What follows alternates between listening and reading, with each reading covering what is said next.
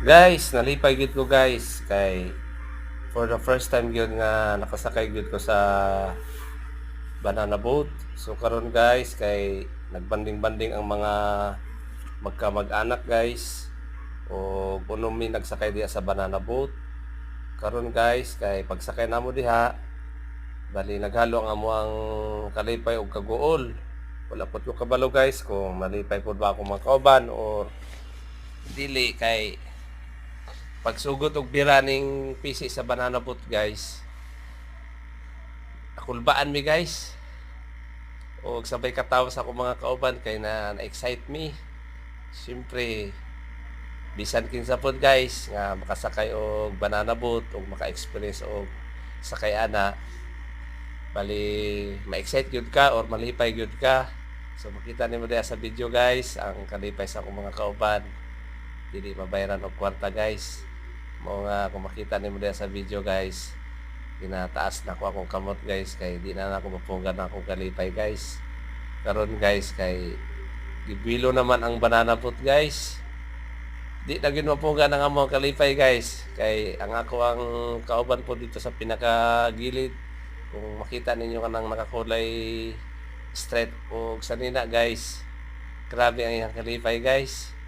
O ako mga katapad po, sige sila og singgit kay enjoy lagi daw. Karon guys kanang pagtuyok sa banana boat guys o grabe ang buwilo sa kusog sa padagan.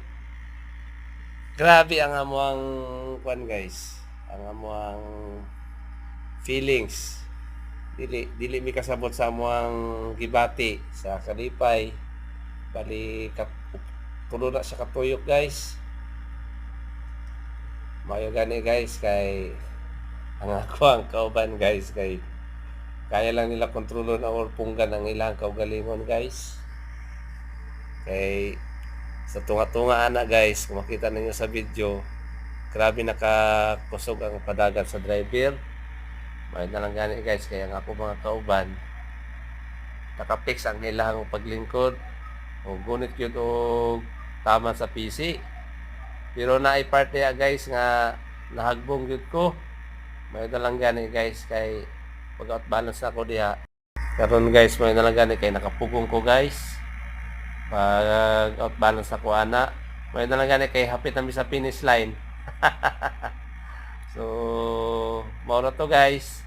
Salamat sa Ginoo o galaygon ang Dios kay nakasakay bi og banana boat. Salamat.